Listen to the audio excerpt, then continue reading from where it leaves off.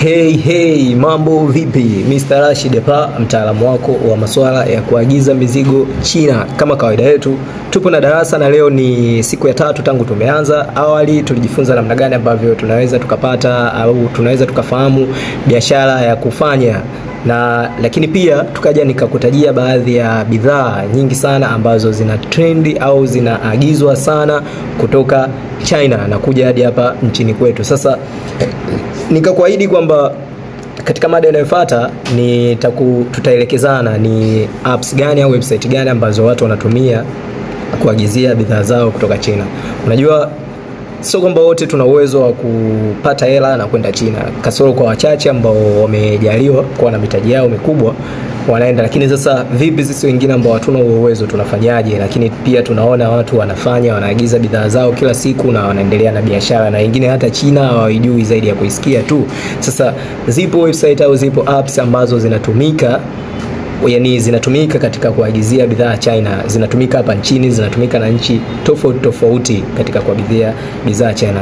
Na mimi leo nitakutajia apps 5 ambazo zinaongoza au zinatumiwa zaidi na watu wengi hasa hapa nchini kwetu kuagizia bidhaa zao huko China. App ya kwanza kabisa ambayo ningependa kutajia ni Alibaba. Kuna Alibaba, lakini pia app nyingine kuna AliExpress, lakini pia app nyingine ambayo inatumika sana na watu kuagizia huko bidhaa China kuna Made in China. Ni app hiyo inaitwa hivyo Made in China. Lakini pia kutoka Made in China, app nyingine ambayo inatumika sana kuagizia bidhaa China inaitwa Taobao. Lakini pia ukiachana na Taobao kuna app inaitwa Pinduoduo au kwa baadhi ya watu wasiofahamu kurahisisha, wengi tunaita pindua. Kwa hiyo Pinduoduo ni app nyingine ambayo inatumika katika kuagizia bidhaa China. Sasa nimekupa hizi bidhaa, nimekutajia hizi apps 5, lakini ningependa kwanza ufahamu kwamba kila app ina utofauti wake. Watu wengi wanazitumia hizi app, lakini kuna tofauti kama 3 ambazo ningependa pia kukupa katika hizi app. Ina maana wewe mwenyewe ambaye labda utahitaji kuagiza bidhaa China unaweza kufikiria utumie app gani katika hizo. Kwanza, utofauti wa kwanza kabisa wa hizi app ni utofauti wa kimatumizi. Kati ya hizo app zote ambazo nimekutajia, kuna apps ukiingia utakuta sana wanatumia lugha ya Kiingereza. Ni wa China ndio, lakini unaweza kuchat nao kwa lugha ya Kiingereza. Lakini kuna app nyingine ukiingia kati ya hizo 5 unaweza kutajia, mfano kama hii hapo ya Pinduoduo, ni apps ambazo wanatumia lugha ya Kichina tu. Unaweza ukaingia kule ukaanza hai, hata kama unajua Kiingereza hello sijui na nini, na Mchina akakujibu kwa Kichina na mkashindwa kuelewana. Kwa hiyo tofauti wa kwanza ni tofauti wa matumizi. Kuna apps ambazo zinatumika kwa lugha ya China, kuna apps ambazo zinatumika kwa lugha ya Kiingereza. Huo ni tofauti wa kwanza. Utofauti wa pili ni upatikanaji wa bidhaa, kwamba sio kila bidhaa utaipata katika apps zote. Hapana, kuna bidhaa unaweza ukatafuta Alibaba ukaikosa ukaja kuipata kwenye AliExpress. Unaweza ukatafuta bidhaa kwenye AliExpress Alibaba ukaikosa ukaja kuipata Pinduoduo. Unaweza ukaikosa huko kote ukaja kuipata kwenye Made in China. Kwa hiyo utofauti mwingine ni huo, kwamba sio apps, sio bidhaa zote zinapatikana katika hizo apps. Ila unaweza kukuta bidhaa hii inapatikana kwenye app nyingine lakini huku haipo. Huo ni tofauti wa pili. Lakini utofauti wa 3 ambao ningependa kushare na wewe ni kwamba utofauti wa bei za bidhaa. Kuna apps ambazo hapa zipo bei za bidhaa kidogo zipo juu kuliko app nyingine. Mfano, unaweza ukaingia ukatafuta, labda tuchukulie hii simu, ukakuta labda kwenye Alibaba inauzwa $4. Tufanye labda 6,000, inauzwa shilingi 6,000, lakini ukaja kwenye AliExpress ukakuta inauzwa labda 8,000. Ukaja kwenye Pinduoduo ukakuta inauzwa 3,000. Ukaenda kwenye app nyingine ukakuta labda inauzwa shilingi 10,000. Kwa hiyo huo ni utofauti mwingine kati ya hizi apps zote. Sasa mimi leo ningependa nipendekeze kwako apps 3 nzuri zaidi au muhimu zaidi na ambazo watu wengi tunazitumia. Wajanja wengi ambao tumeshafahamu haya masuala ya kuagiza bidhaa China tunazitumia hizi app 3. 2 nimekutajia kati ya hizi 5 ambayo ni Alibaba, lakini pia nimekutajia app ya Pinduoduo. Ila app ya 3 ambayo ningependa kuipendekeza kwa wewe ni app ambayo inaitwa 1688, 1688. Hii ni app ya Alibaba, lakini utofauti wake yenyewe na Alibaba ni kwamba twende nikutajia hizi app zote tofauti wake. Nimekuambia kwamba nimependekeza app ya AliExpress, Alibaba, nimekutajia app ya Pinduoduo na nimekutajia app ya 1688. Sasa kwa nini nimezipendekeza hizi apps? Kwanza kabisa Tuanze na app ya Alibaba.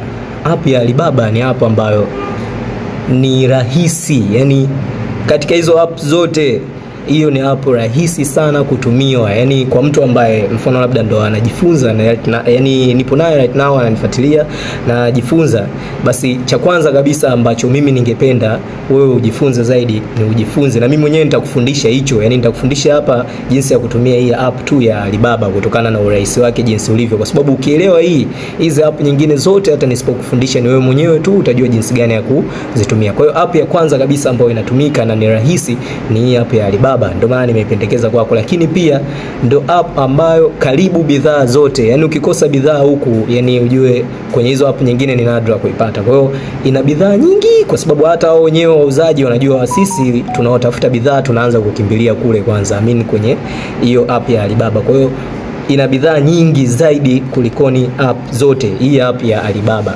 Kwa hiyo ni rahisi kutumia, lakini pia ina bidhaa nyingi zaidi.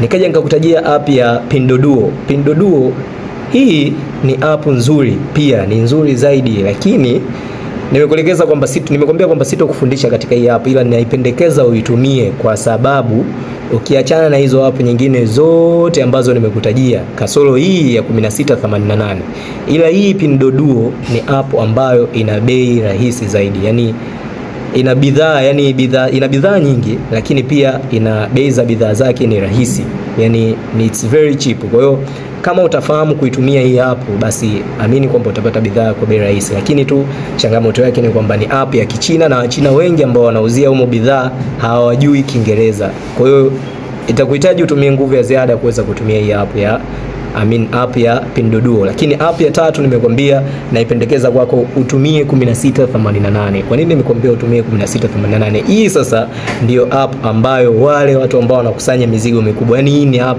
za wale, yani shortly tu wale ambao wanakusanya mizigo ya jumla humu ndo sehemu yao.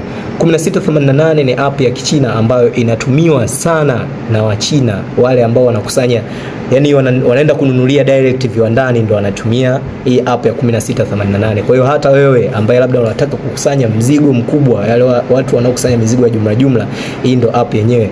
Kule utapata mzigo kwa bei rahisi kwa sababu wanauza wanawauzia yani wale watu ambao wanafanya biashara wakubwa zaidi. Lakini hata wewe ambaye unaenda kununua uko jipange kwamba uende kupata vitu kwa kimoja, hapana, huko unaenda kupata mzigo. Ina maana kama unahitaji mzigo mkubwa, basi huko ndo sehemu ya kwenda kuchukulia, yani huko ndo kiwandani penyewe sasa. Kwa hiyo nimekutajia 1688 kwa sababu hivyo ndo sehemu ambayo inaweza ikakupa nanili zaidi, yani bidhaa zaidi. Ngoja nikupe mfano mdogo. Last time nilikuwa natafuta zile drinkers za kuku, umeelewa?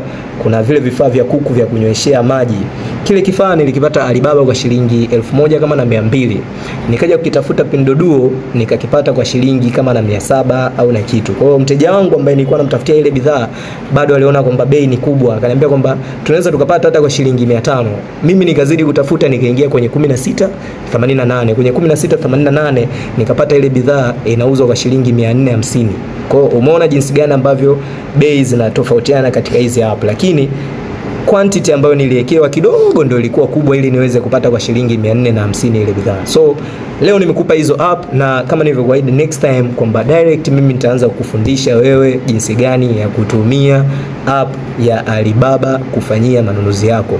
Ukiweza app ya Alibaba, hivi vingine vyote, yani hizi app zote utaziweza, hata kama ni app za Kichina, kwa sababu wakati nakufundisha namna ya kutumia Alibaba nitakufundisha pia namna gani ya kuchat na Mchina, maybe wewe kama hujui Kiingereza. Na maana hizo njia ambazo tutakazokuwa tunatumia wakati unatafutia bidhaa zako wewe hujui Kiingereza, ina maana ile njia ambayo utatumia ili uchati na Mchina Kiingereza ndio hiyo njia ambayo utatumia kuchati na Mchina kwa Kichina. Kwa hiyo tutapeana mengi, so stay tuned, endelea kunifuatilia.